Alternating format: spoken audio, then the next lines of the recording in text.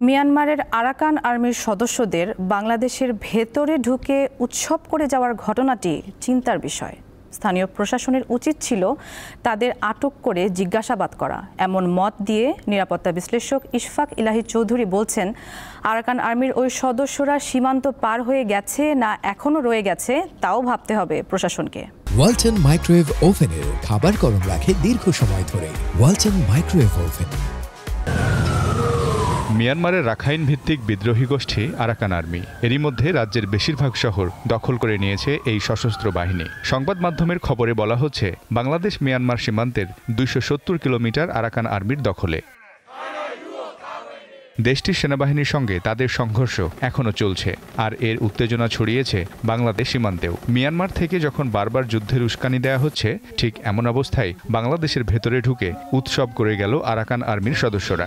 গত ১৬ ও ১৭ এপ্রিল বান্দরবানের থানচি উপজেলায় ওয়াটার ফেস্টিভ্যাল বা জলকেলিতে অংশ নেন তারা।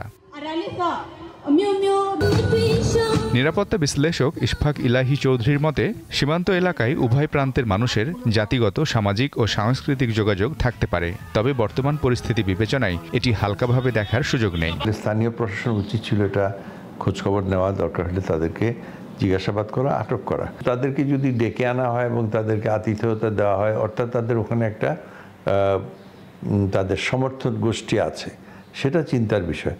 এবং তারা কিভাবে আসলো এবং কিভাবে চলে গেল, এবং তারা কেউ আমাদের মিডিয়ার নজরে আসলো অথচ সরকারের নজরে আসলো না, তারা সীমান্ত অতিক্রম করে আবার চলে গেল, অথবা সীমান্তের কোথাও আছে তারা এখন, আই ডোন্ট নো। অনেক এলাকা, যেটা বললাম, এখনও দুর্গম। এখন সেখানে কি হচ্ছে আমরা হয়তো জানি না। তার মতে, সীমান্তে নজরদারি বাড়ানোর পাশাপাশি রোহিঙ্গা প্রত্যাবাসনের স্বার্থে আরাকান আর্মির সঙ্গে বাংলাদেশ সরকারকে যোগাযোগ রাখতে হবে।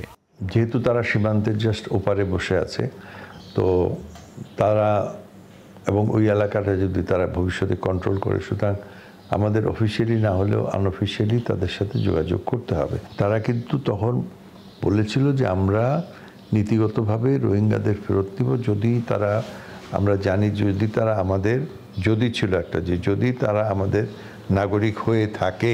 নিরাপত্তা ইস্যুতে মিয়ানমার বাংলাদেশ সম্পর্ক জটিল হয়ে যাচ্ছে, তাই সরকারকে রাজনৈতিকভাবে শক্তিশালী হতে হবে বলেও মনে করেন তিনি।